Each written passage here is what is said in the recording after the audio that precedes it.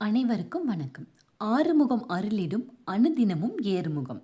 இந்த பதிவில் முருகருக்கு மிகவும் சக்தி வாய்ந்த நாளான தைப்பூச நன்னாள் எப்போது வருகிறது, தைப்பூசத்திற்கு எப்படி விரதம் இருக்கணுங்கிறத பார்க்கலாம். தைப்பூசங்கிறது தை மாதத்தில் வருகின்ற பௌர்ணமி திதியும் பூச நட்சத்திரமும் ஒன்று சேர்ந்து வரக்கூடிய நாளை தான் நாம் தைப்பூசமாக கொண்டாடுறோம். இந்த வருடம் தைப்பூசமானது பிப்ரவரி 11, 2025 செவ்வாய்க்கிழமை, அதாவது தை மாதம் 29ஆம் தேதி தைப்பூசம் வருது. பூச நட்சத்திரம் ஆரம்பிக்கும் நாள் பிப்ரவரி 10, 2025 மாலை 6:01 தொடங்கி பிப்ரவரி 11, 2025 மாலை 6:34 மணிக்கு முடிவடையுது. அடுத்ததாக இந்த தைப்பூசத்திற்கு எப்படி விரதம் இருக்கலாம்னு பார்க்கலாம். உங்களுடைய விரதம் தைப்பூச நாளில் முடிவடைகிற மாதிரி பார்த்துட்டு தான் நீங்கள் விரதம் இருக்கணும். நீங்கள் 48 நாட்களும் மாலை அணிந்து நீங்கள் முருகருக்கு விரதம் இருக்கலாம். நீங்கள் 48 நாள் விரதம் இருக்கீங்க அப்படின்னா நீங்கள் உங்களுடைய விரதத்தை ஸ்டார்ட் பண்ண வேண்டிய டேட் 26/12/2024 வியாழக்கிழமை.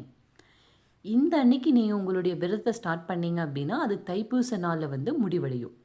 இந்த நாளோட இன்னொரு சிறப்பு என்ன அப்படின்னா, அந்த அன்னைக்கு ஈவினிங் என்ன அப்படின்னா விசாக நட்சத்திரம் ஸ்டார்ட் ஆகுது. விசாக நட்சத்திரம் முருகருக்கு மிகவும் உகந்த நட்சத்திரம். அடுத்ததாக உங்களால் 48 நாள் விரதம் கடைப்பிடிக்க முடியலை அப்படின்னாலும், இல்லை பெண்கள் 48 நாள் விரதத்தை கண்டினியூ பண்ண முடியாது. அதனால் நீங்கள் இந்த 21 நாள் விரத முறையை நீங்கள் தேர்ந்தெடுக்கலாம்.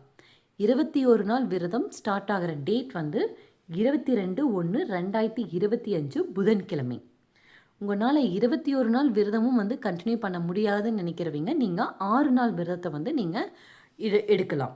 இந்த 6 நாள் விரதம் ஸ்டார்ட் ஆகிற டேட் 6/2/2025 வியாழன்கிழமை. இந்த நாளோட இன்னொரு சிறப்பு என்ன அப்படின்னா, இந்த நாள் தான் கிருத்திகையும் வருது. இந்த 3 விரத முறையில் ஏதாவது ஒரு விரத முறையை எடுத்து நீங்கள் பின்பற்றி விரதம் இருக்கலாம். உங்களால் இந்த 3 நாட்களுமே விரதம் இருக்க முடியலை அப்படின்னா நீங்கள் தைப்பூச நன்னாளில் கூட நீங்கள் விரதம் இருக்கலாம். நீங்கள் உணவு எதுவும் சாப்பிடாம பழங்கள் மட்டும் சாப்பிட்டு நீங்கள் முருகப்பெருமானை வழிபடலாம். அடுத்ததாக முருகருக்கு எப்படி விரதம் இருக்கலாம் அப்படிங்கிறத பார்க்கலாம். நீங்கள் உங்கள் வீடு ஃபுல்லாக க்ளீன் பண்ணிவிட்டு உங்கள் பூஜை அறையும் க்ளீன் பண்ணிவிட்டு நீங்கள் மாலை போகிற டேயில் காலையிலேயே குளிச்சுட்டு உங்களுக்கு பக்கத்தில் இருக்கிற முருகர் கோயிலில் போய் நீங்கள் மாலை போட்டுக்கலாம். அடுத்ததாக நீங்கள் காலையும் மாலையும் கட்டாயம் குளிச்சுட்டு முருகருக்கு நெய்வேத்தியம் படைத்து நீங்கள் வழிபடணும். அடுத்ததாக உங்களுடைய பிரார்த்தனைகளை மனமுருகி வேண்டி முருகருக்கான பாடல்களையும் இந்த தைப்பூச நாளில் நீங்கள் படிக்கணும். நீங்கள் குழந்தை வர வேண்டி விரதம் இருக்கீங்கன்னா நீங்கள் திருப்புகள் படிக்கலாம். இல்லை உங்களுக்கு கல்யாணத்திற்காக நீங்கள் விரதம் இருக்கீங்க அப்படின்னா நீங்கள் திருச்செந்தூர் திருப்புகள் படிக்கலாம். தொழிலில் நல்ல முன்னேற்றம் வேணும்னு நீங்கள் விரதம் இருக்கீங்கன்னா வேல்மாறல் படிக்கலாம். இல்லை கந்த சஷ்டி கவசமோ கந்த குரு கவசமோ இந்த மாதிரி முருகருக்கு உகந்த பாடல்களை இந்த தைப்பூச நாளில் நீங்கள் படிக்கிறது ரொம்ப விசேஷமானது. இந்த நாளில் வேலுக்கு அபிஷேகம் செய்து வழிபடுவது ரொம்ப விசேஷமானது. நீங்கள் 3, 5, 9 இந்த எண்ணிக்கையில் அபிஷேகம் செய்யலாம். ஆனால் இந்த தைப்பூச நன்னால 5 பொருட்களை வைத்து அபிஷேகம் செஞ்சீங்க அப்படின்னா அது ரொம்ப சிறப்புடையதாக இருக்கும். பால், தயிர், தேன், திருநீர், சந்தனம் இந்த மாதிரி 5 பொருட்களை வைத்து அபிஷேகம் செய்து நீங்கள் வழிபட்டீங்க அப்படின்னா ரொம்ப ரொம்ப விசேஷமானதாக இருக்கும். அடுத்ததாக இந்த தைப்பூசம் நம்ம எதுக்காக கொண்டாடுறோம் அப்படிங்கிறத பார்க்கலாம்.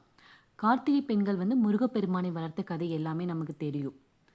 பார்வதி தேவியானவள் என்ன செய்திருக்காங்க அப்படின்னா 6 குழந்தையாக இருந்த முருகப்பெருமானை ஒரு குழந்தையாக மாற்றி அசுரனை அழிப்பதற்காக ஞான வேலாகிய வேலை முருகனிடம் கொடுத்த தினத்தை தான் நாம் தைப்பூசமாக செலிப்ரேட் பண்ணுறோம்.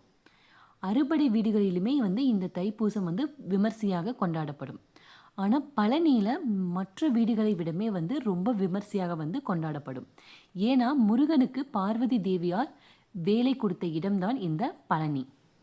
அதனால தான் இந்த தைப்பூச நாளில் நீங்கள் வேலுக்கு அபிஷேகம் செஞ்சு வழிபட்டீங்க அப்படின்னா அது ரொம்ப சிறப்பானதாக இருக்கும். பொதுவாகவே வேல் வேறில்லை வேலவன் வேலில்லை என்று சொல்லுவாங்க. உங்களுக்கு முருகனிடம் வேண்டுதல் இருந்தாலும் அதை இந்த தைப்பூச நாளில் நீங்கள் செய்யலாம். நிறைய பேர் பால் காவடி, பன்னீர் காவடி எடுக்கிறது, இல்லைனா பால் குடம் எடுக்கிறது, இல்லை பாத யாத்திரையாக செல்வது இந்த மாதிரி செஞ்சும் அவங்களுடைய வேண்டுதலை நிறைவேற்றுவாங்க. இந்த தைப்பூச நாளில் நீங்கள் அன்னதானம் செய்வது ரொம்ப சிறப்பானதாக இருக்கும். உங்களால் நிறைய பேருக்கு அன்னதானம் செய்ய முடியலனாலும் ஒரு 2 பேருக்காவது செஞ்சீங்க அப்படின்னா அது ரொம்ப சிறப்பானதாக இருக்கும். நீங்கள் தைப்பூசத்து அன்று மட்டும் விரதம் இருக்கீங்க அப்படின்னா நீங்கள் பழங்கள் மட்டும் சாப்பிட்டும் கூட நீங்கள் விரதம் இருக்கலாம். நீங்கள் காலையிலேயே எழுந்து குளிச்சுட்டு சாமிக்கு பூஜை பண்ணணும். இந்த பூஜையில் கட்டாயமாக நீங்கள் நெய்வேத்தியம் படைக்கணும். பாயாசமோ இல்லை சர்க்கரை பொங்கலோ இந்த மாதிரி ஏதாவது ஒன்று நீங்கள் வீட்டிலையே செஞ்சு கடவுளுக்கு நெய்வேத்தியமாக படைச்சிட்டு நீங்கள் பூஜையை செய்யலாம். உங்ககிட்ட வேல் இருந்தால் நீங்கள் வேலுக்கு அபிஷேகம் செஞ்சு வழிபடணும். உங்களுடைய பிரார்த்தனைகளை முருகனிடம் மனமுருகி வேண்டினால் இந்த தைப்பூச நன்னாளில் முருகர் உங்களுடைய அனைத்து வேண்டுதலையும் நிறைவேற்றுவார். இந்த வீடியோ பிடிச்சிருந்தா லைக் அண்ட் சப்ஸ்கிரைப் பண்ணிக்கோங்க. தேங்க்ஸ் ஃபார் வாட்சிங்.